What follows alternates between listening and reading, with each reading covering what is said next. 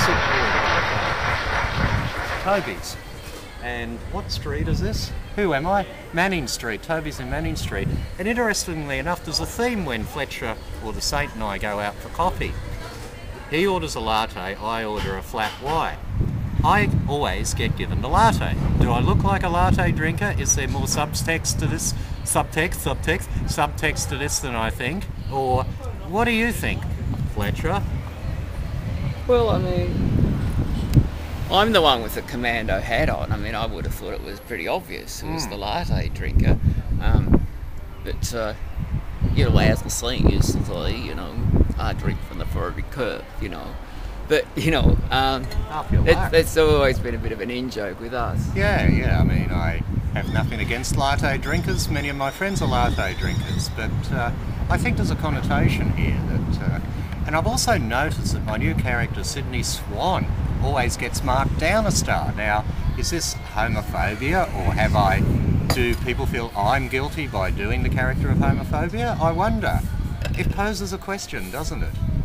Well, it's really funny because you're the most heterosexual person I know. Gee, you don't know many heterosexuals, do you? I do, no, but I know that you're very sexually charged, and you really do appreciate the finer details of women. We talk about that quite often, and it amuses me that people would think that under the situation and the frustration that you're in. Perhaps I should film my flat in graphic detail. They'd never think I was a latte drinker after that, would they?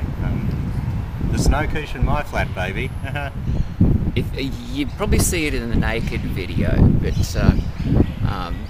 yeah, it's not entirely. It's not really. I defend the hop on that because the flat itself, it's not really his fault that the stove is from the Great Depression. You actually have to put coins in it for the gas to come. I have a Great Depression just looking at that stove. Yeah. You actually put coins in it for the gas to come out.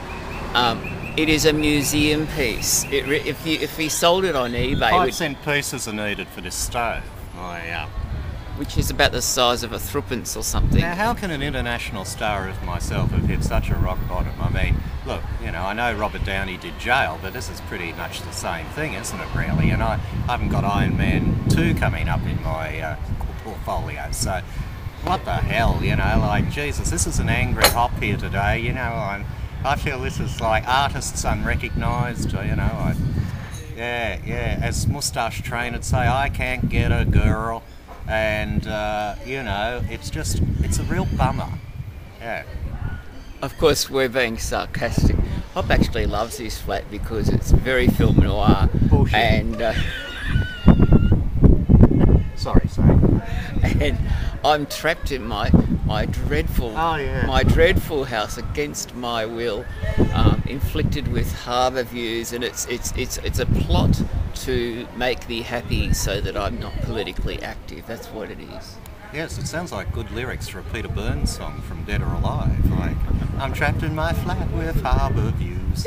Yeah, well, I can't fucking sing, so who cares? But anyway, yes, the Hop's sort of, you know, feeling a bit disenfranchised. You know, he's got a birthday coming up. You sound a bit depressed. I think I am, you know, the angst of the artist. I mean, Van Gogh shot off his foot or his ear or something in such a mood. And yes, as the winter, autumn, and I look at the leaves, and all the leaves are brown.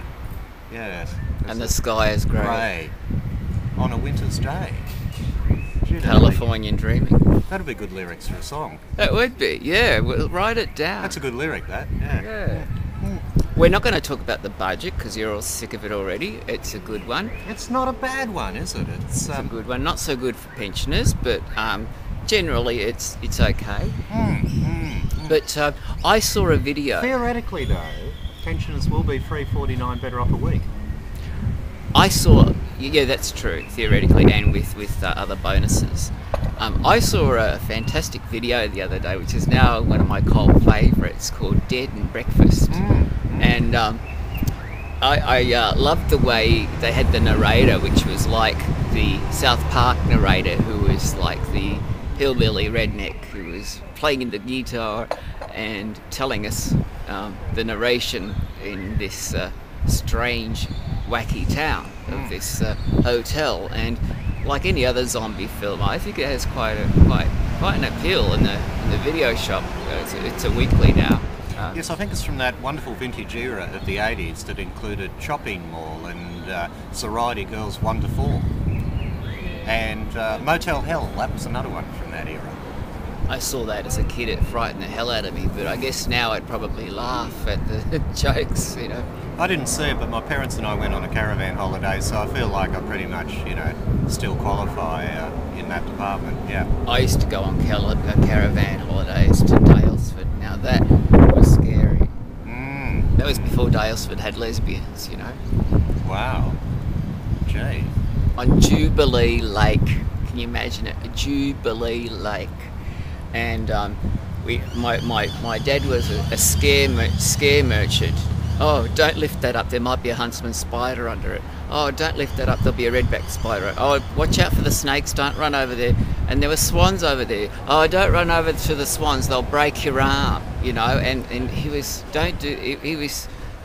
it's a wonder I don't have a neurosis like a Jewish politician who we won't mention George's name, will we? No.